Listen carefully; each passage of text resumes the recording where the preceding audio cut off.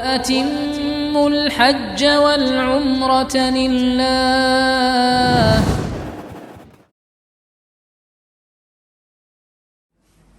بسم الله الرحمن الرحيم. السلام عليكم ورحمة الله وبركاته. إن الحمد لله نحمده ونستعينه ونستغفره ونعوذ بالله من شرور أنفسنا ومن سيئات أعمالنا. من يهده الله فلا مضل له ومن يضلله فلا هادي له. أشهد أن لا إله إلا الله وحده لا شريك له وأشهد أن محمدا عبده ورسوله لا نبي بعد.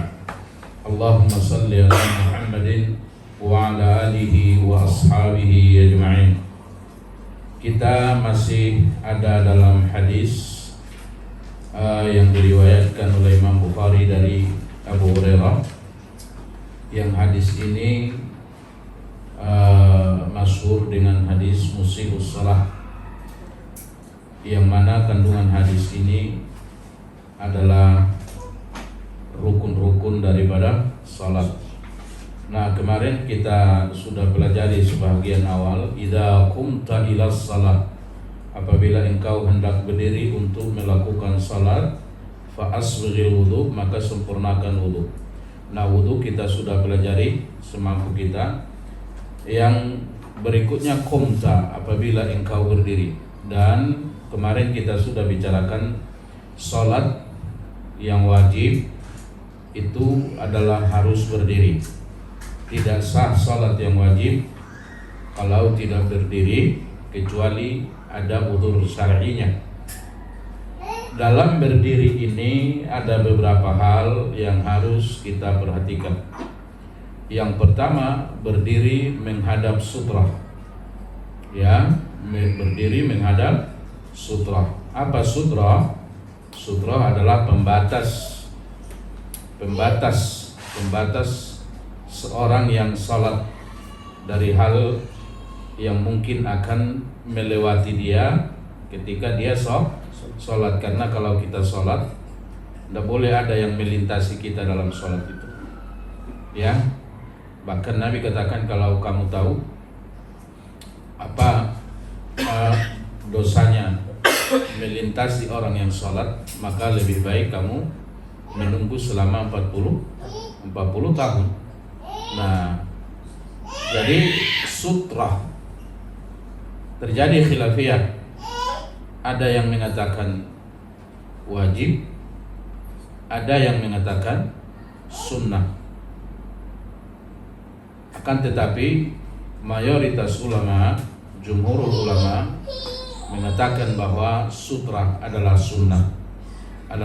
Karena bagaimanapun Rasul sallallahu alaihi wasallam pernah salat tanpa sutra ketika beliau ada di Mina.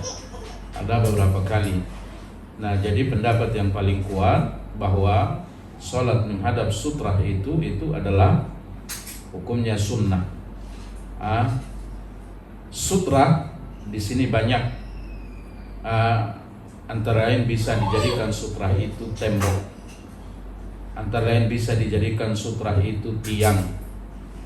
Artinya sutra itu adalah kita jadikan suatu benda yang menjadi pembatas salat kita. Bisa saja umpamanya kita bikin sutra itu kalau kita punya tas, lagi bepergian, bikin tas kita di depan kita. Atau kita bisa bersutra pada orang yang salat. Bisa bersutra pada orang yang salat. Nah, jadi ini yang pertama yang harus diperhatikan ketika kita berdiri hendak melakukan salat. Yang kedua yang harus diperhatikan ketika berdiri hendak salat bagi laki-laki yang berjamaah adalah berdiri dengan merapatkan barisan. Berdiri dengan merapatkan barisan. Bagaimana merapatkan barisan kalau kita hendak salat berjamaah? Yang jadi patokan pertama adalah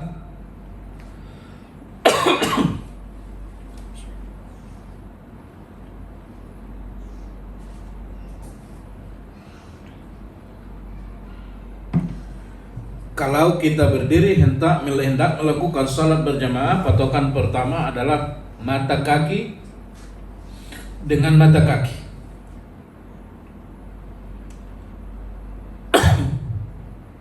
Pundak dengan pundak. Nah, ini patokan pertama. Jadi kalau begitu, kalau mata kaki dengan mata kaki yang harus ketemu itu berdirinya kayak apa? Berarti berdirinya sesuai dengan berdiri secara urut orang itu. Jadi kalau patokannya kita itu adalah harus tumit dengan tumit, itu berarti kita nggak boleh berdiri dengan merenggangkan kaki. Ada orang begitu kan? Dia renggangkan kakinya karena menurut dia cara dia merapatkan barisan untuk menemukan mata kaki dengan mata kaki itu dengan merenggangkan. Maka banyak orang yang merenggangkan, padahal secara kebiasaan dia tidak berdiri seperti itu. Alpian jangan dulu coba kalau berdiri biasa Alpian gimana? Secara kebiasaan berdiri gimana? Nah, iya kan? Ada orang berdiri dia renggangkan kakinya dalam sholat, coba. Begitu enggak? Enggak boleh begitu berdiri. Tidak ada dalilnya begitu. Berdiri dengan sedang kalau melakukan sholat. Ada juga berdiri kayak cara tentara dia berdiri, dia rapatkan kakinya, coba rapatkan. Boleh enggak begitu? Enggak boleh. Enggak boleh. Nah, jadi cara berdiri bagaimana? Sedang, biasa, secara urut namanya. Kebiasaan berdiri beginilah normalnya pada saat dia berdiri, ya kan? Nah, kalau berdiri seperti ini, tumit dengan tumit ketemu, itu pundak dengan pundak ketemu enggak? Ketemu. Ya? Iya. Nah, berarti kaki itu harus sejajar dengan pundak. Coba kalau umpamanya rapatkan. Nah, coba rapatkan. Iya kan? Ketemu nggak pundak dengan pundak? Nah, ini mata kaki dengan mata kaki, ya kan? Ketemu nggak pundak dengan pundak? Ketemu, ya kan? Nah, di sini ini ada rahasia yang kita ketahui, yang kita dikatakan Nabi. Rahasianya apa dengan ini? Rahasianya adalah akan mempersatukan hati, akan menjadikan kita saling menyayangi, saling mencintai. Maka Nabi katakan, Nabi ancam kalau rapat kalian akan saling mencintai. Tapi kalau renggang, maka hilang rasa cinta. Nah, maka lihat, ada orang tahu dia sunnahnya begini, tapi orang sombong gak mau tuh. Kita tempelkan kadang kaki kita, dia tarik lagi, kita tempelkan, dia tarik lagi. Nah, itu kenapa? Karena kesombongan. Nah, satu, itu cara berdiri, ya kan? Berarti sendiri pun jarak kakinya seperti itu dalam sholat sendiri. Nah, bagaimana merapatkan barisan ini? Kira-kira yang harus ditemukan mana tadi? Ujung jari-jari atau tumit sama tumit? Tumit. Ya, kenapa tumit dengan tumit? Karena badan manusia ada di atas tumitnya, bukan di atas jari jemarinya. Iya kan? Panjangnya beda-beda salah satunya. Iya. Iya. Nah, jadi intinya panjangnya kalau di depan tuh beda-beda. Itu kalau banyak orang membuat patokannya itu jari-jari, itu salah. Yang jadi patokan adalah tumit. Kenapa? Karena yang ditujukan di situ adalah supaya kita lurus. Nah, maka bagaimana supaya lurus? Yang harus diperhatikan adalah tumitnya itu rata, karena tubuh manusia ada di atas tumitnya, bukan di atas jari jemari kakinya. Nah, beginilah kalau berdiri. Nah, jadi ada beberapa hal yang harus kita perhatikan kalau berdiri. Pertama, kalau sholat sendiri ya tetap jarak kakinya seperti itu tadi ya, normal ya. Yang kedua, kalau kita berdiri hendak melakukan sholat, maka kita perhatikan sutra ya. Akan tetapi jumhur ulama mengatakan bahwa sutra hukumnya adalah sunnah. Kalau kita udah merapatkan kemudian yang sebelah kita dilari gitu kan, dia mau merapat tuh gimana Ustaz? Akhirnya kan kita juga ngejar lagi gitu. nggak bisa ya Tapi kan. malah nggak- Nah jadi itulah yang dikatakan Nabi, ghamtun nas batarul haq wa ghamtun nas. Apa yang namakan sombong itu ya Rasulullah? Batarul haq, menolak kebenaran. Nah maka orang-orang sombong kan dia bilang, saya risih itu kalau begitu, saya risih kalau ada ketemu pundak sama pundak, kaki sama kaki sempit. Ya itu karena nggak biasa. Kalau udah biasa, justru Nabi mengatakan ini akan memperkuat hubungan kasih sayang antara kita. Ya, nah antara lain fungsinya apa? Tidak memberikan peluang untuk setan membuat kita was-was dalam sholat. Emang setan kalau nggak dicela-cela itu nggak bisa ya. Nabi yang ngomong, kita sebatas apa yang dikatakan Nabi kita percaya ya kan. Nah jadi ada seperti itu yang harus diperhatikan di dalam berdiri. Jadi berdirinya tidak boleh terlalu renggang, tidak boleh juga terlalu rapat. Dan kalau kita sedang berjemaah, nah itu yang harus diperhatikan. Nah kecuali kalau orang tuh udah mau dia mengelak, yang nggak usah uber-uber juga kan gitu, iya kan. Nah seterusnya perhatikan apa namanya sutra. Lalu apa kata Rasulullah kalau engkau sudah berdiri? Nah itu tadi yang harus diperhatikan kalau sudah berdiri. Nah kalau sudah berdiri, ini berdiri awal sholat atau bagaimana? Awal sholat itu adalah ketika mulai berdiri. Pada kesempatan kemarin kita pelajari, kalau kita sudah berdiri menghadap kiblat, maka Allah pun hadapkan wajahnya pada kita. Kalau begitu, ketika kita berdiri di dalam sholat, disinilah letak niat. Nah ini sangat penting, karena banyak orang yang was-was terhadap niat ini. Pernah lihat nggak orang was-was dalam wudu? Sering gitu ya. Saya dulu di pesantren ada teman tuh, selalu terlambat sholat karena berulang-ulang kali berwudu. Kenapa begitu? Was-was. Udah selesai dia merasa tidak sah, udah selesai dia merasa belum sempurna, udah selesai tadi ada kurangnya. Itu kelakuan siapa? Setan. Kenapa setan tuh membuat seperti itu? Agar supaya ini orang tidak menikmati ibadahnya.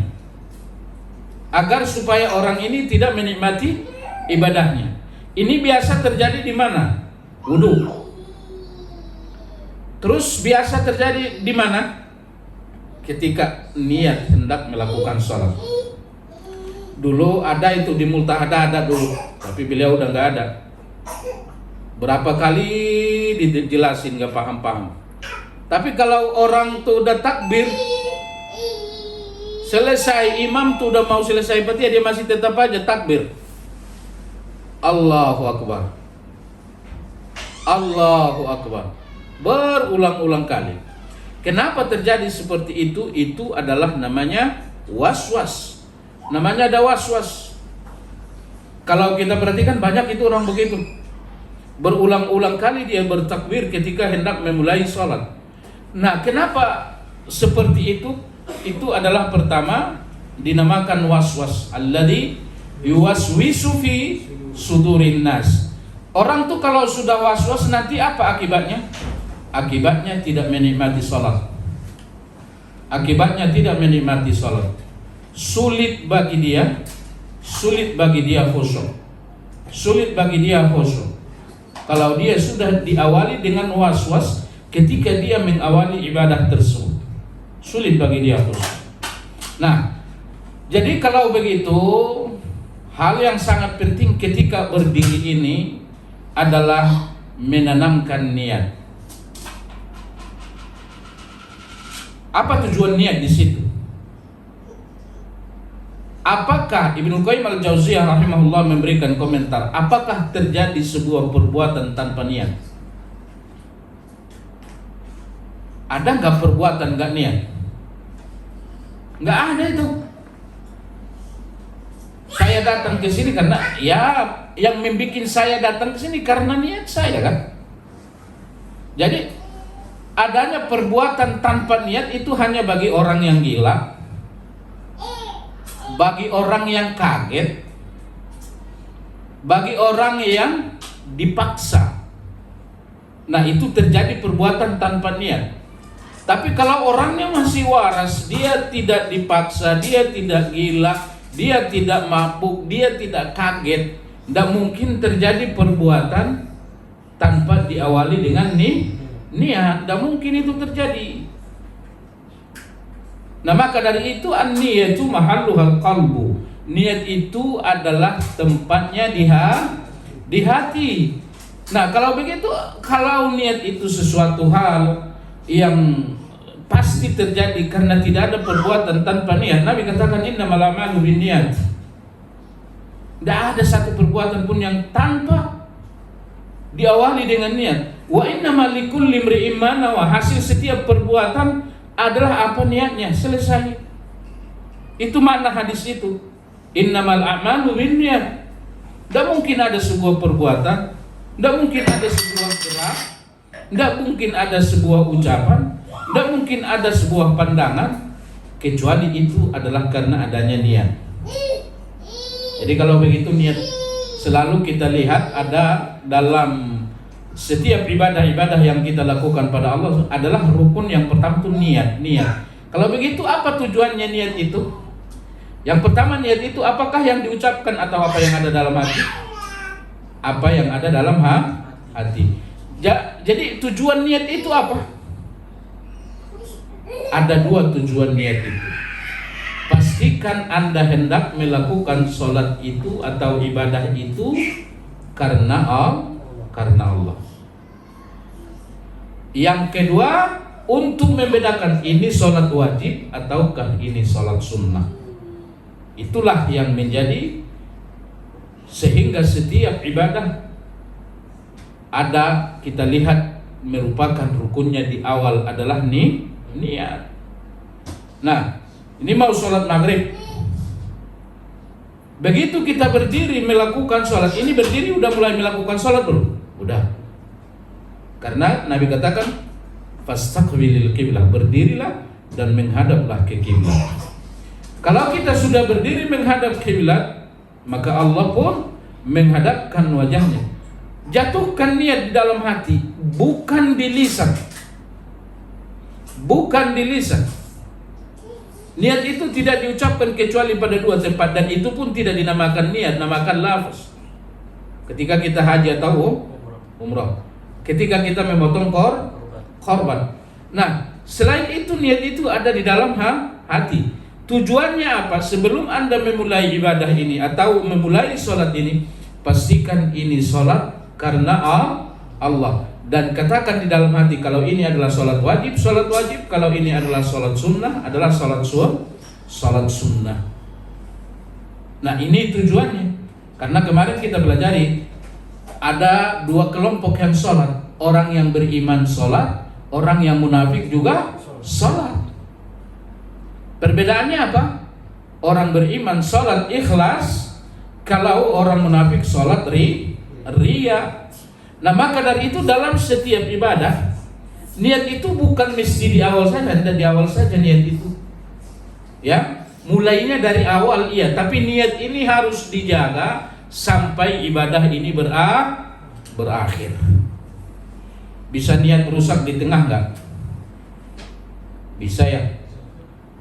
Mau pergi kita ke masjid ikhlas karena jaga, pas akan jaga niat supaya ikhlas karena Allah. Lalu terutama ketika mulai hendak melakukan sholat, berdiri menghadap kiblat, pastikan ikhlas karena Allah. Allahu Akbar. Nah, ini udah ikhlas nih, dimulai dengan ikhlas. Nanti di saat melakukan sholat ini bisa rusak nggak niat? Bisa rusak nggak? Rusak bisa. Ini orang nih datang nih, kayaknya tahu sunnah nih. Saya benar-benarin dulu sholat saya sesuai yang dipelajari kemarin biar dia tahu saya juga belajar, kan gitu ya? Itu setan tuh paling kurang ajar tuh. Rusak nggak? Rusak itu. Ketika kita sadar telah rusak keikhlasan, segera kembali. Segera kembali. Kalau dibiarkan begitu terus, maka salatnya batal. Nah, maka dari itu suatu niat itu ada di awal, di tengah, lalu di akhir. Selesai sholat, dia pulang ke teman-teman. Lo udah sholat maghrib belum? Belum. Nah, saya tadi udah sholat maghrib. Nikmat banget sholat. Ceritanya, ya kan? Maka ulama kita mengatakan sabar itu ada 3. Sabar dalam melakukan setiap ibadah. Sabar dalam melakukan setiap ibadah itu ada 3 juga. Sabar ketika memulai ibadah agar supaya ikhlas, ya kan? Sabar ketika sedang melakukan ibadah agar supaya tetap ikhlas dan melakukan ibadah ini benar. Yang ketiga, sabar setelah selesai melakukan ibadah sehingga tidak terjadi ujub. Sehingga tidak terjadi ujub. Nah, ini. Jadi kalau begitu, kapan niat itu? Kapan niat itu jatuh? Ketika berdiri. Saya punya teman mahasiswa At-Tahiriyah Jatinegara. Kalau dia niatnya di usollinya, Pak, gak bisa dibenarin. Udah berapa kali dibilang mahasiswa lagi. Jadi kalau dia sholat, dia nggak takbir. Usolli fardhul maghrib. Nah, jadi ini susahnya kalau tidak punya ilmu. Nah, jadi niat itu ada di hati. Jadi kalau tadi Ustadz bilang niat itu pasti, sesuatu yang pasti, karena tidak ada perbuatan tanpa awal niat. Iya benar. Tujuannya adalah sebelum Anda melakukan ibadah ini, perbaiki niat Anda. Perbaiki niat Anda, karena tujuan niat itu ada 2, pastikan karena Allah, dan untuk membedakan ini ibadah sunnah atau wajib. Aku sholat maghrib wajib karena Allah. Kalau ba'diyah, aku sholat sunnah ba'diyah. Wajib atau sunnah? Sunnah. Nah, jadi itu adalah niat itu disyariatkan untuk membedakan dua hal. Lalu Nabi katakan fakabbir.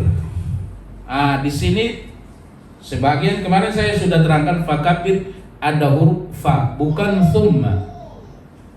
Kalau thumma itu ada jarak, ya kan? Kalau thumma ada jarak. Dulu kita pelajari dalam bab wudu, kata Nabi SAW, summa ghassala, kata Utsman, summa ghassala wajahi, summa ghassala yadaihi, summa masaha bi ra'sihi, summa masaha yadaihi rijlahi ila ka'bain. Itu summa enggak? Nah, jadi kalau begitu umpamanya Alfian ngambil air wudu, begitu ngambil air wudu, wajahnya dibasuh 3 kali. Setelah dibasuh 3 kali, anak nangis, dia lari, gendong anaknya. Lalu setelah itu dia kembali melanjutkan wudunya, tidak lagi mulai dari wajah, dilanjut ke tangan. Itu boleh enggak? Boleh, karena di situ adalah thumma, ada jeda. Itu diperbolehkan. Nah, cuman kalau dia adalah seperti ini kalimatnya, fakabbir, maka takbirlah, maka di situ menunjukkan setelah berdiri menghadap kiblat, tidak ada lagi yang boleh harus dilakukan, termasuk baca Fatihah, usolli dan lain-lain. Kalau sudah menghadap kiblat, fakabbir, maka takbirlah. Tapi kan di situ ada niat, Ustaz. Proses niat dalam hati itu juga kan ada waktu gitu ya. Ya, ketika berdiri, ya itu niat itu di hati, maksudnya perbuatan anggota tubuh nih. Ya. Niat itu kan tadi nggak diucapkan. Niat itu tadi kapan? Ketika berdiri. Ya. Ketika berdiri, disitulah jatuh niat di dalam hati, aku ini hendak melakukan sholat maghrib 3 rakaat karena Allah. Nah, jadi tidak ada di situ bacaan-bacaan yang harus dilapaskan dengan lisan. Ya. Tidak ada lagi perbuatan-perbuatan yang boleh dilakukan. Itu harus segera. Nah, yang dikatakan yang kemudian Rasul katakan fakabbir. Fakabbir kemudian takbirlah. Apa lafaz takbir? Ini banyak yang salah. Allahu Akbar itu yang panjang di mana? Bagus. Hanya di lamnya. Allahu Akbar. Ada nggak orang yang memanjangkannya di A? Hah? Perhatikan imam-imam banyak itu. Allahu Akbar. Hah? Ada begitu nggak? Allahu Akbar katanya. Salah nggak? Salah. Fatal nggak kesalahannya? Apa artinya itu kalau Allahu Akbar? Apakah Allah itu Tuhan? Iya kan? Apakah Allah itu Tuhan? Apakah Allah itu besar? Apakah Allah itu maha besar? Iya kan? Allah. Kalau dipanjangkan A-nya, maka maknanya apakah Allah itu Tuhan? Apakah Allah itu maha besar? Ada juga yang memanjangkan ba-nya. A di akhir ada ya? Ada A di awal, ada A di akhir. Ini perhatikan ini. Allahu Akbar. Dia panjangkan banget. Allahu Akbar. Ada begitu nggak? Ada. Kalau dia membaca Allahu Akbar banyak panjang artinya Allah itu gendang. Jauh nggak bedanya? Jauh. Jadi kalau begitu yang benar bagaimana bunyinya? Allah yang panjang hanya di lamnya. Allahu Akbar. Allahu Akbar. Dan kalimat Allahu Akbar tidak boleh diganti dengan kalimat lain yang sekalipun itu semakna dengan itu. Allahu Azim, boleh nggak? Nggak boleh. Allahu Akbar. Nah, ini tidak boleh diganti. Allahu Akbar ini tidak boleh diganti. Apa makna Allahu Akbar? Allah maha, apanya yang besar? Zatnya dan sifat-sifatnya. Allah itu punya zatnya. Allah itu punya zat, ya kan? Kalau Allah punya zat, punya tempatnya, ya kan? Kalau Allah punya zat, punya tempatnya. Kan ada orang mengatakan Allah nggak punya tempat, Allah ada di mana-mana. Aneh nggak? Bisa nggak Anda pahamin tuh? Akidah Syariah begitu. Allah itu ada, tapi Allah tidak punya tempat. Terus kalau begitu gimana? Allah di mana? Allah ada di mana-mana. Banyak dong. Ya kan? Nah, jadi kalau begitu Allah itu punya zat? Iya, Allah punya zat. Kalau Allah punya zat, Allah punya tempat? Iya, jangan samakan, itu udah perlu lagi dibahas. Iya kan? Yang jelas Allah katakan dia ada di atas arsy. Ini akidah. Persoalan imam. Nah, jadi kalau begitu Allahu Akbar. Allah maha besar. Apanya yang maha besar? Pertama adalah zatnya. Nah, coba renungkan kata Nabi, Allah istiwa di atas arsy. Allah katakan juga seperti itu. Allahul ladzi khalaqa sab'a samawat. Allahul ladzi khalaqa sab'a samawat. Tsumma istawa 'alal arsy. Nabi SAW katakan arsy itu adalah makhluk terbesar. Sekarang makhluk yang terbesar kita lihat apa? Adalah langit. Nah, makhluk terbesar adalah arsy. Sebelum arsy adalah yang terbesar kursi. kursi. Kursi itu tempat apanya Allah? Kalau kita kursi buat apa? Duduk.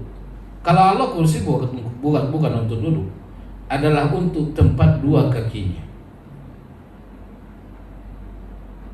Allah punya kaki? Ya Allah ngomong dia punya. Yauma yuksafus sak. Nanti pada hari kiamat Allah menyingkap dua betisnya. Cuman jangan renung-renungkan, Allah yang ngomong ya. Masalah nama dan sifat Allah itu adalah kita harus menyerah sebatas apa yang dibicarakan Allah dan Rasulnya saja. Tidak boleh dibahas karena laisa kamitslihi syai'un. Nah, jadi kursi itu tempat dua tumit Allah. Allah punya tumit dah. Punya tumit. Nanti di hari kiamat Allah bertanya pada neraka. Apa kata Allah? Halim jalati. Wahai neraka, apakah engkau udah penuh? Neraka menjawab, hal min mazid. Apakah masih emang ada tambahan ya Allah? Allah injak neraka itu dengan tumitnya. Jadi neraka itu bisa bicara. Ya bisa kalau Allah yang mengizinkan, Allah yang menghendaki.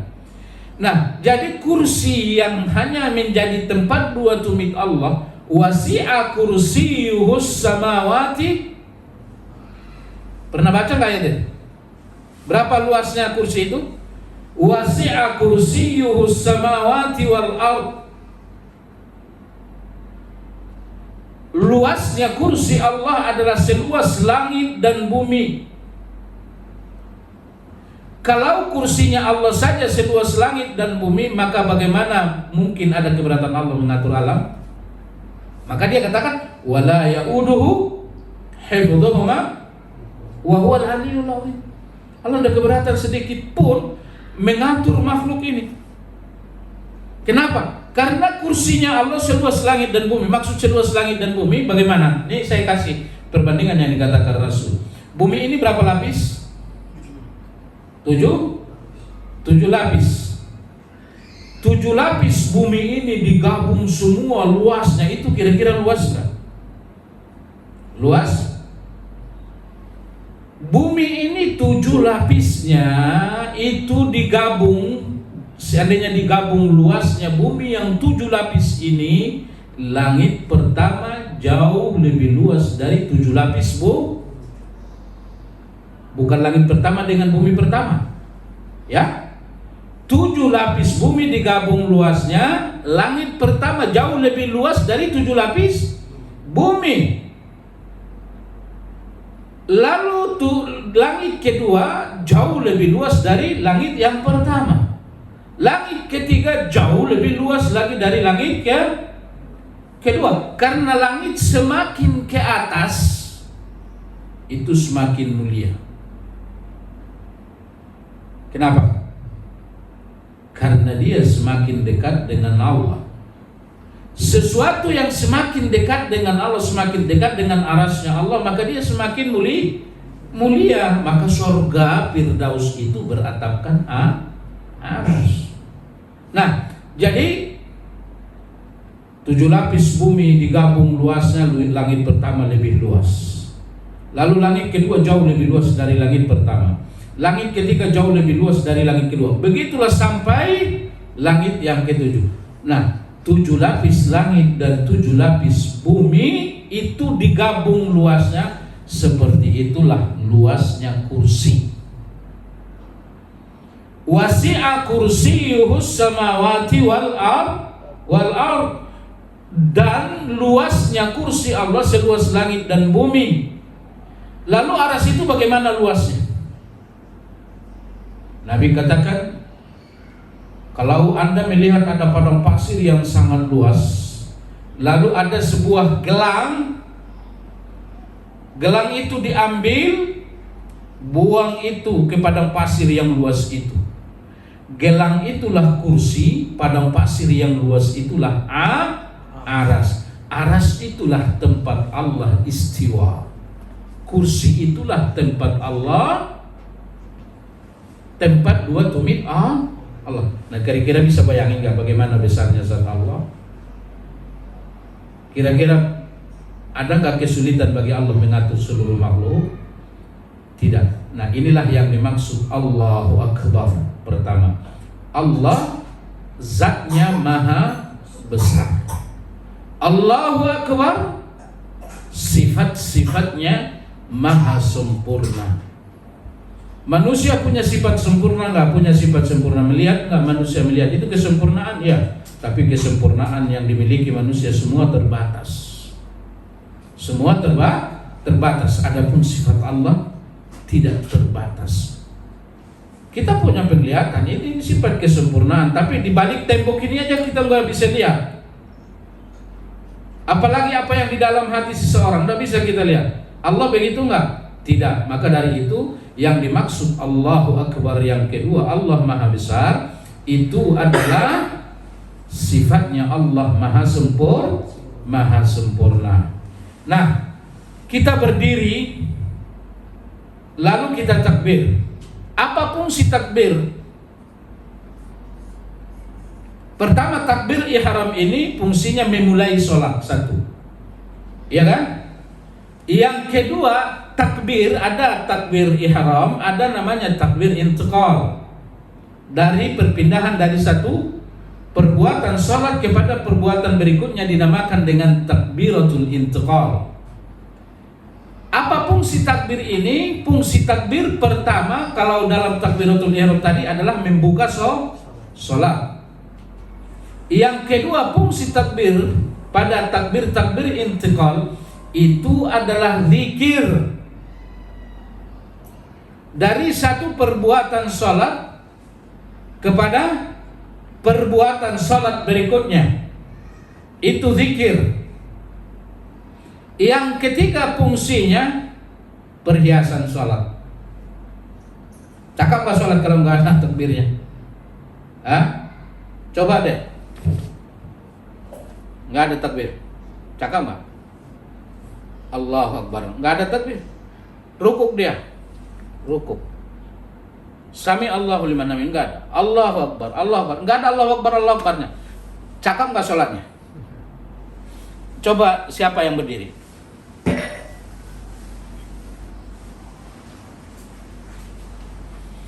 Nah, tadi berdiri kakinya sedang, ya kan? Kalau sudah berdiri begini menghadap kiblat, tanamkan dalam hati, berarti apa? Allah menghadap kepada kita, ya. Seterusnya, kalau sudah begini mata jangan kemana-mana. Berarti mata kemana? Ke tempat jangan kemana-mana matanya, tidak boleh, nanti kita lihat hadisnya ya. Yang kedua, jangan pejamkan mata kecuali dalam keadaan darurat. Karena orang yang memejamkan mata dalam beribadah itu adalah orang-orang musyrik, ya kan? Orang Islam tidak boleh memejamkan mata. Nah, yang kedua kata Nabi, fakabbir, lalu takbirlah, ya kan? Nanti akan kita lihat posisi tangan ketika takbir ada di mana. Nabi katakan hadwa mankibai. Pertama adalah sejajar dengan dua pundak, atau hadwa udunai, atau sejajar dengan anak telinga. Nah, coba Alfian, sejajar dengan pundak. Nah, ayo. Ini ada beberapa di sini yang harus diperhatikan. Lihat, ini semua anggota tubuh menghadap mana? Menghadap kiblat ya. Semua jari-jari menghadap kiblat ya. Ya, jari jari kaki juga menghadap kiblat, ya kan? Maka tadi jangan renggangkan itu menghadap sana, menghadap sini kaki. Ini menghadap kiblat ya semua. Ya, telapak kaki lihat. Yang pertama yang harus dipahami di sini, ini sumber apa ini? Simbol apa kalau angkat tangan begini? Menyerah. Mengaku bahwa kita adalah lemah, mengaku kalau kita adalah hamba, ya enggak? Maka orang berperang aja kalau udah angkat tangan tidak boleh ditembak, itu aturan dunia, aturan perang. Nah, jadi kalau udah begini ini adalah menyerah. Nah, coba sekali lagi tadi, sejajar dengan pundak atau atas sedikit, sejajar dengan anak telinga. Nah, itu dua-duanya sahih. Dua-duanya sahih. Nah, coba sejajar dengan pundak. Nah, ini ya, sejajar dengan pundak. Nah, lihat, tadi saya katakan ini mengangkat tangan dengan takbir adalah antara lain fungsinya perhiasan sholat. Nah, ini bagaimana nih jari-jari? Coba bikin rapat, Alpian. Cakep nggak? Rapat cakep nggak kalau dibikin begini? Enggak. Coba renggang. Renggang banget jari-jarinya. Begini, Alpian. Nah, cakep nggak? Enggak cakep kan? Jadi yang cakep gimana? Sedang. Maka agama kita ajarannya adalah mutawas, adalah sedang. Sedang nggak itu? Sedang jaraknya ya kan? Bikin jarinya lurus, cakep nggak? Cakep nggak? Enggak. Bikin jarinya mendongkak begini, cakep nggak? Jadi sedang, ya. Jadi ininya sedang, jaraknya sedang, jarak jari mari sedang, dan dia tidak lurus, tidak juga begini, sedang juga. Cakep? Nah, ini adalah perhiasan. Nah, Allahu Akbar. Baca ya. Allahu Akbar. Kita katakan tadi bahwa Allahu Akbar selain daripada perhiasan angkat tangan dan takbir itu adalah perhiasan, antara lain fungsinya perhiasan sholat. Nah, maka coba umpamanya di waktu yang tidak diperintahkan mengangkat tangan dalam perpindahan sholat adalah umpamanya ketika mau sujud. Diperintahkan ngangkat tangan. Enggak. Coba angkat tangan mau sujud, cakep nggak? Nggak cakep kan? Dan nggak enak. Ya? Ada tapi itu. Iya banyak. Yang nggak ngaji itu. Ya kan? Nah, jadi ini adalah merupakan perhiasan. Maka angkat tangannya tadi. Allahu Akbar. Tadi apa makna Allahu Akbar? Allah Maha Besar. Ya Allah, Engkau Maha Besar. Zatmu Maha Besar, sifatmu Maha Agung, selain Engkau Maha Kecil. Nah, inilah yang harus ada di dalam hati. Yang kedua, tadi saya katakan Allahu Akbar itu zikir dari satu perbuatan ke perbuatan. Kalau dia zikir dari satu perbuatan, maka Allahu Akbar itu harus memenuhi gerak dari satu perpindahan. Nah, contoh. Dari mulai kapan kita ngangkat tangan ini? Dari A. Selesai ngangkat ini dari sampai mana? Ro. Allahu Akbar. Paham ya? Paham nggak? Allah kapan mulai ngangkat tangan? Ketika di huruf A. Allahu Akbar. Ketika ro, kita ada di ro, ini udah ngelipat tangan. Kenapa? Karena dia adalah zikir dari satu perbuatan sholat pada perbuatan sholat berikutnya. Apalagi imam, Alpian. Kalau kita imam, kita disuruh ikut imam, mendahului imam, atau bersama imam. Ikut imam ya kan? Ada orang yang mendahului imam. Ada nggak? Oh, imam belum rukuk, dia udah rukuk. Yang nggak sabar malah ngedehem dia. Iya kan? Nah, ini hati-hati nih. Yang kedua, ada orang yang bersama imam. Ya kan? Dia rukuknya bareng sama imam, takbirnya juga bareng imam. Allahu Akbar, imam bilang Allahu Akbar, dia juga udah ngelipat tangan. Sementara kita ngikut bersama atau duluan? Ngikut. Al-imamu liyutamma bihi. Imam itu adalah untuk diikut. Nah, jadi kalau begitu, supaya kita dinamakan orang yang ikut imam, bagaimana? Setelah imam ada di huruf ra dalam setiap takbir intiqalnya. Ya? Maka imam juga harus hati-hati nih. Jangan terlalu panjang Allah, geraknya lama banget, duluan makmum nyampe. Iya kan? Takbir itu harus sesuai dengan gerakan. Coba Allahu Akbar. Allahu Akbar. Nah, ro ada udah selesai. Coba rukuk. Allahu Akbar. Allahu Akbar. Sami Allah. Sami Allahu liman hamidah. Sujud. Allahu Akbar. Allahu Akbar. Nah, di rohnya udah sujud. Nah, udah. Kalau seorang makmum mulai gerakannya takbir di ketika imamnya ada di huruf ro, kira-kira ada yang mendahului enggak? Itulah yang dinamakan ikut imam.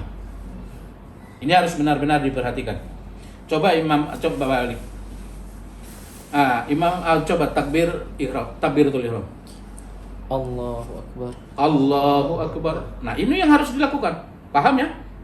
Ada nggak orang imam udah takbir? Coba. Allahu Akbar. Masih diam saya. Ada usoli lagi. Jadi Masih macam-macam. Ada yang ngatur sop lagi. Ayo ke depan kita rapatin. Imam baca coba Al-Fatihah. Alhamdulillahi Rabbil Alamin. Saya baru Allahu Akbar. Banyak begitu nggak? Banyak.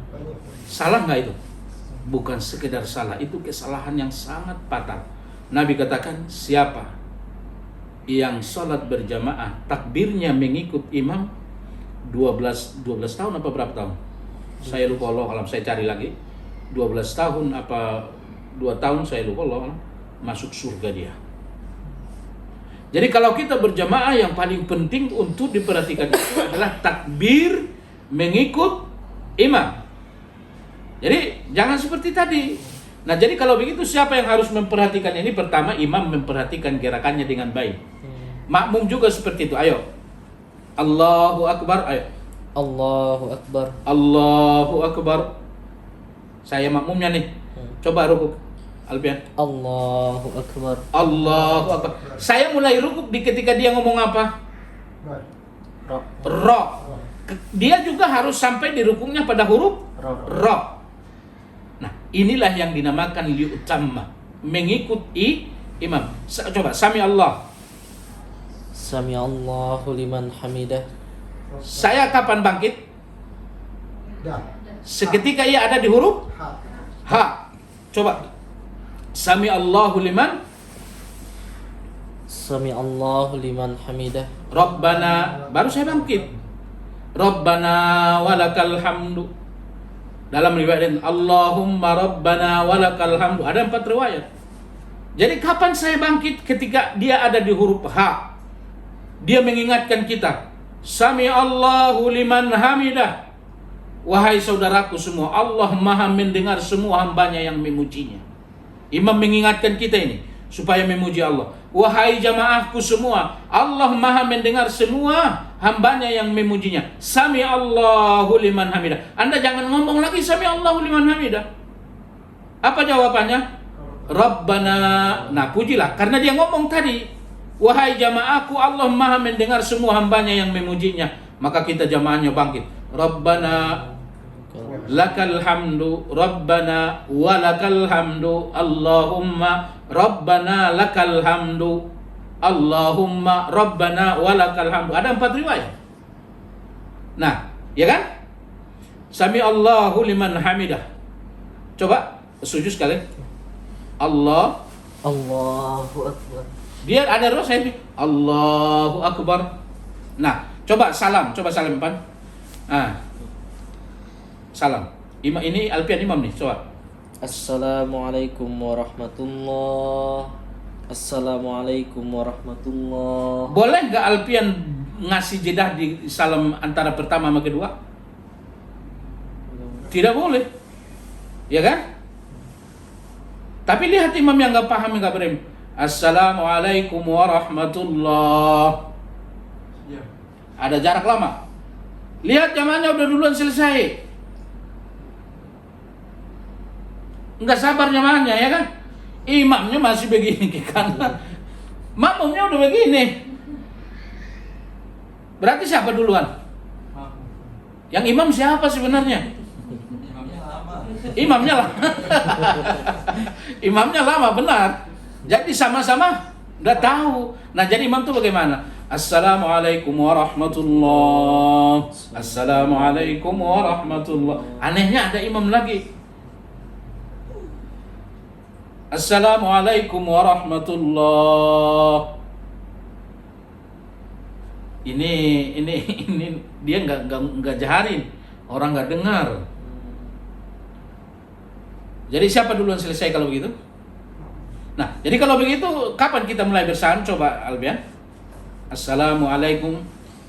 Assalamualaikum warahmatullah. Assalamualaikum warahmatullah. Assalamualaikum warahmatullah. Assalamualaikum warahmatullah. Nanti setelah salam yang kedua, Ustaz. Setelah dia ada di huruf H pada salam yang kedua. Ini banyak kekeliruan. Pertama, kekeliruannya apa? Pertama, karena banyak orang beranggapan berdoa di sujud terakhir itu harus panjang-panjang. Padahal itu pendapat salah. Setiap sujud. Kalau dikhususkan pada sujud terakhir bid'ah. Nabi katakan amma fis sujud fajtahidu fid du'a. Qaminun ayyustajaba lakum. Adapun ketika sujud maka sungguh-sungguhlah berdoa karena besar kemungkinan diterima. Maka banyak orang di sujud terakhir dia melamakan sujudnya, dia tidak peduli imamnya udah bangkit atau belum. Padahal tadi imam kalau sudah bangkit wajib bangkit sekalipun bacaannya belum kelar. Paham? Baca Fatihah rukun enggak? Rukun. Tapi kalau kita belum kelar, imam udah Allahu Akbar, dia ada di huruf ro, kita juga harus rukuk. Enggak kelar, Ustaz. Faqira'atul imam qira'atul lil ma'mum. Bacaan imam adalah bacaan makmum. Enggak boleh nunggu kelar, karena ini namanya enggak ikut imam. Nah, jadi tadi salahnya banyak di mana? Di tahiyat akhir, karena dia melamakan sholat sujud terakhirnya sehingga ya tidak peduli ini imam udah bangkit apa belum. Ini kesalahan fatal. Ustaz, kan kalau baca Fatihah itu kan ada hadis yang mengatakan bahwa la sholata liman lam yuqra Fatihah. Kan secara umum seperti itu. Tidak sah sholatnya kalau tidak baca Fatihah. Sehingga ada di antara pendapat bahwa walaupun imam membaca ayat, dia tetap harus membaca ya, Fatihah, termasuk Syekh Utsaimin. Tidak sah gitu kan? Ya, termasuk Syekh Utsaimin. Dia mengatakan ya harus tetap baca suratul Fatihah. Maka ini adalah perbedaan yang luas. Siapa yang membaca silakan, siapa yang tidak membaca silakan. Karena sama-sama hadisnya kuat. Syekh Utsaimin itu mengatakan seperti itu. Kalau tadi kan kalau tidak membaca karena keburu rukuk. Ya, tidak masalah. Ya kan? Faman adraka rak'ah faqad adraka rak'ah. Siapa yang mendapatkan imamnya sedang rukuk maka dia telah dihitung satu rakaat. Nah, kesalahan berikutnya dalam salam terakhir ini karena banyak orang yang membaca doa panjang pada tahiyat akhir. Karena Nabi katakan ad-du'aul maqbulatu inda kulli dubur shalah. Doa yang dikabulkan itu antara lain adalah di dubur salat, yaitu setelah tahiyat akhir sebelum salam. Iya. Tapi kalau imam sudah salam, segera salam. Jadi tidak boleh dilanjutkan ya? Tidak boleh dilanjutkan. Karena tadi adalah imam untuk diikut. Nah, nggak indah salat begitu. Nah, kalau begitu siapa yang harus paham di sini? Adalah imam. Kasihlah kesempatan berdoa bagi orang yang sujud. Pastilah kasih kesempatan bagi orang yang tahiyat akhir. Cuman jangan kebangatan juga. Kalau sendiri boleh lah gitu. Saifuddin di sini orang pada protes, Saifuddin itu lama banget Ustaz kalau tahiyat akhir, akhirnya pada dehem semua. Nah, jadi jamaahnya nggak paham pun, dia kira mengatur sholat itu dengan dehem juga. Enggak ya kan? Nah, jadi imamnya harus paham. Inilah antara lain tujuan berjamaah. Kenapa tujuan berjamaah itu? Agar supaya sholat kita lebih baik. Lebih baik nggak sholat kita kalau kita berjamaah? Iya, imam tuh yang ngatur. Rukuk saya bilang rukuk kau, dia bilang gitu kan ya. Jangan bangkit, jangan ini, orang udah nih. Cuman yang nggak paham yang begitu tadi, ngedehem terus, ya kan? Nah, ini karena tidak punya ilmu. Nah, jadi kembali pada kajian tadi, apa fungsi mengangkat tangan dengan takbir, dengan kalimat Allah Akbar? Fungsinya kalau angkat tangan ini adalah simbol dari bentuk fisik membuktikan kita benar-benar hamba, ya. Maka ini diucapkan bersamaan dengan Allah Akbar, ya. Nah, maka perbuatan sholat itu sesuai dengan bacaannya, sesuai dengan maknanya semua, maka dikatakanlah ibadah sholat ibadah yang paling agung karena dia adalah pembuktian hamba paling tinggi. Ya, terutama ketika sujud, ya kan? Maka Nabi katakan kalau laki-laki sujud tidak boleh mengkuncir rambutnya. Kenapa? Karena kalau rambutnya dikuncir dia enggak ikut ke bawah untuk membuktikan bahwa dia seorang hamba. Itu rambut tetap aja ke atas. Cuman kalau perempuan tetap aja dikuncir karena perempuan tidak boleh buka rambut. Iya kan? Nggak boleh dikuncir. Kenapa? Karena kalau dikuncir sholat ini, kita sujud, ini rambut yang dikuncir ikut sujud nggak?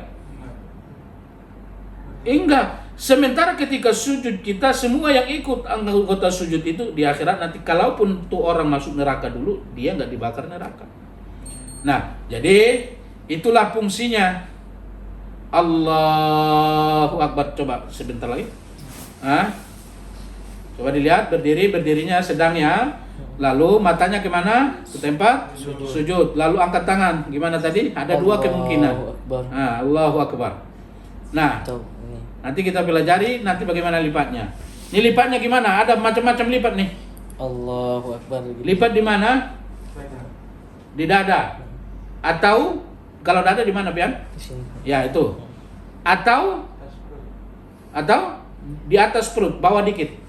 Nah, di atas perut, di bawah dah. Nah, inilah dua pendapat yang paling kuat. Di bawah itu tidak. Ada yang bikin di mana? Yang paling parah lagi di mana, Pan? Lihat. Songong banget kelihatan. Nah, itu juga enggak ini. Sesuatu yang berlebihan dalam agama tidak boleh. Di dada kok dibilang Nabi dia bikin di atas dada. Iya kan? Berlebihan kan? Jadi kita kadang-kadang kesalahan kita yang memahami sunnah, belajar sunnah ini juga berlebihan. Ya? Rukuk renggangkan kakimu dengan perutmu dengan pahamu. Rukuk sampai nempel. Salah nggak? Salah. Berlebihan. Nah, coba. Allahu Akbar, lipatnya tadi bagaimana? Allahu Akbar. Nah, lihat. Ada orang Allahu Akbar. Allahu Akbar. Nah, ini Nabi ajarkan. Allahu Akbar bawa dikit, Nabi ajarkan. Allahu Akbar. Nah, ini enggak ada dalilnya. Enggak sesuai ini dengan sholat. Perbuatannya enggak sesuai dengan coba. Kalau dia ngangkat, megang tangannya begini enggak sesuai dengan perbuatan sholat. Enggak sesuai dengan bacaannya. Apalagi dia katakan Allahu Akbar. Ada begini enggak? Ada yang diputar dulu. Ada lagi yang mutar. Ada enggak? Enggak boleh. Nah, jadi coba Alfian bilang Allahu Akbar. Coba.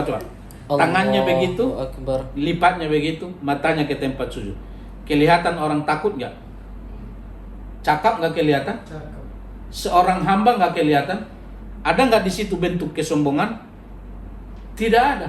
Nah, nanti dia katakan tuh Allahu Akbar, ya Allah, Engkau maha besar, aku adalah maha rendah, aku kecil sekali. Allahu Akbar. Nah, mulailah dia membaca doa iftitah, dan ini nanti beberapa riwayat insya Allah kita pelajari pada hadis-hadis berikutnya. Udah? Ada pertanyaan? Ya. Jadi Ustaz, kalau kan tadi katanya kalau sholat berjamaah sami Allahu liman hamidah, terus kita jawab Rabbana walakal hamd. Kalau misalnya kita sendirian, Ustaz, kita baca Rabbana walakal hamd juga, atau cukup sami Allahu liman hamidah aja? Ya, Rabbana lakal hamdu. Nah, jadi kalau kita, maka ada, kalau dalam masalah sami Allah, nah inilah imam yang tidak boleh diikut. Jadi ada imam, ternyata perbuatan dia tidak boleh diikut adalah ketika dia mengatakan sami Allah. Ya, sami Allahu liman hamidah. Nah, ini kita tidak boleh mengatakan lagi sami Allahu liman hamidah. Karena ini, kalau imam membacanya dalam keadaan berjamaah, dia mengingatkan kita kembali. Wahai jamaahku, Allah Rabb kalian itu maha mendengar hamba-hambanya yang memujinya. Pujilah dia. Maka kita katakan Rabbana walakal hamdu, dan seterusnya. Nah, kalau kita sendiri ya kita baca lengkap. Sami Allahu liman hamidah. Rabbana lakal hamdu. Satu riwayat. Rabbana lakal hamdu. Riwayat yang kedua. Allahumma Rabbana walakal hamdu. Apa tambahannya? Allahumma walakal Allahumma dan walak, ada waw. Allahumma rabbana walakal hamd. Yang ketiga, Allahumma rabbana lakal hamdu, pakai apa? Pakai Allahumma, tidak pakai waw. Itu semua sama-sama sama-sama boleh. Ayo, ada lagi? Ya. Kemarin kan Senin kemarin itu ada ikuti sholat jenazah. Pas mau sholat kan yang ikut sholat itu tidak terlalu banyak. Pada saat itu imamnya ngomong di mikrofon untuk yang mau sholat, jika tidak bisa niat dalam bahasa Arab, bisa niat saya pakai bahasa Indonesia aja, seperti ini. Saya niat sholat jenazah atau saya niat mengikuti imam. Terus itu gimana Pak Ustaz? Maksud dia itu niat itu diucapkan apa enggak? Tidak diucapkan, tapi boleh, kan ada yang pada nggak hafal bahasa Arabnya. Oh iya, enggak. Itu sholli sunnatan gitu. Nah, jadi jenazah. Setelah Ustadz yang ngomong itu, tiba-tiba jadi banyak jamaah yang ikut sholatin. Jadi niat itu dalam hati ya, itu dengan bahasa yang bisa dipahami ya, bahasa Indonesia ya. Kalau aku sholat jenazah 4 takbir mengikuti imam karena Allah, di dalam hati aja ya. Berarti nggak apa-apa ya? Iya, nggak apa-apa. Ada lagi? Kalau ada apa namanya? Kalau nggak salah ada riwayat yang takbir itu ada yang bersamaan, ada yang diucapkan dulu baru takbir, atau juga ada yang mengangkat tangan dulu baru takbir. Itu benar nggak sih? Itu sebahagian ulama kita mengatakan begitu. Tapi takbir itu yang seperti tadi saya katakan, dia adalah zikir satu perbuatan dari satu perbuatan ke perbuatan berikutnya. Ya. Nah, maka dari itu takbir itu harus bersamaan dengan perbuatannya. Coba kita. Allahu Akbar. Belum kelar nih angkat tangannya, cakep. Iya kan? Sementara sholat ini antara lain adalah keindahan. Innallaha jamil yuhibbul jamal. Allahu Akbar. Belum kelar. Nah, enggak begitu. Jadi takbir itu harus bersamaan dengan perbuatan, karena dia fungsinya adalah zikir dari satu dari satu perbuatan ke perbuatan berikutnya. Ustaz, kalau dari sujud ke berdiri itu kan panjang tuh, jadi Iya. dari mana tuh mulainya kan? Iya, mulai dari Allahu Akbar. Nah, itu sekuat tenaga kita. Allahu Akbar. Bisa, Pak. Nah, maka itu kan antara lain fungsi daripada wudhu yang kemarin kita katakan. Fungsi wudhu ini adalah untuk menjadi pembatas antara kegiatan dunia dengan sholat, sehingga dengan wudhu itu fisiknya segar, konsentrasinya, otaknya segar. Karena dibutuhkan perbuatan yang prima dalam sholat ini. Iya kan? Coba deh. Allahu Akbar. Belum selesai berdiri udah selesai Allahu Akbarnya. Iya kan? Iya. Kan gak cakep tuh, Pak. Tapi yang cakep itu Allahu Akbar. Masa gak kelar berdirinya selesai takbir? Kelar ya kan? Ini karena mungkin beda permasalahannya, rematik, asam urat ya kan gitu. Nah, itu beda ya kan. Ketika ada darurat begitu ada kemudahan. Tapi begitu tadi konsekuensinya apa? Apalagi Bapak Imam itu, kalau Bapak mendahulukan bacaan daripada perbuatan, itu tidak bisa Bapak kontrol jamaah. Nggak bisa kan? Karena patokannya tadi adalah di Allahu Akbar. Maka kenapa Allahu Akbar ini dijaharkan? Ini adalah patokan untuk jadi gerakan makmum. Ini adalah syiar. Iya kan? Nah, jadi nggak bisa itu dikontrol kalau begitu. Kalau kita umpamanya duluan selesai takbirnya, atau kita duluan takbir daripada gerakan, sebagian yang dikatakan ulama mendahulukan takbir dengan perbuatan sholat, nggak bisa. Ya, nah jadi patokannya harus seperti itu. Nah, ini dilancarin nanti kalau udah selesai, ada prakteknya nih dari wudhu. Ada lagi? Udah aja bro. Udah. Masih ada waktu, ayo kalau ada waktu. Ya. Kalau pas lagi masbuk itu imam udah sujud, itu kita langsung ikut sujud aja. Ya. Tidak boleh menunda perbuatan imam berikutnya. Semakin banyak Anda mendapatkan perbuatan imam dalam sholat, semakin besar pahalanya. Ya, saya telat nih. Imam lagi sujud, tanggung banget, tunggu berdirilah. Tidak boleh. Kenapa? Karena semakin banyak kita mendapatkan perbuatan secara berjamaah, maka itu pahalanya semakin besar. Nggak boleh ditunggu, ya. Kita dapat lagi sujud, kita lagi duduk antara dua sujud, segera ikuti imam, ya. Allah. Berarti kalau misalkan masuk takbir dulu udah kan selesai. Oh ya, Allahu Akbar. Orang lihat ada yang nggak takbir langsung ikut. Ya, itu salah. Enggak. Karena Nabi katakan apa tadi? Fastaqbilil qiblah fakabbir, maka segeralah takbir.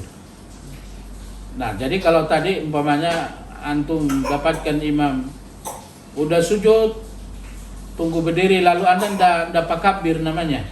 Berarti Anda melakukan perbuatan yang sia-sia. Anda berdiri aja nunggu. Enggak, kalau udah menghadap kiblat, imam lagi ngapain pun, maka segera takbir, ikuti imam.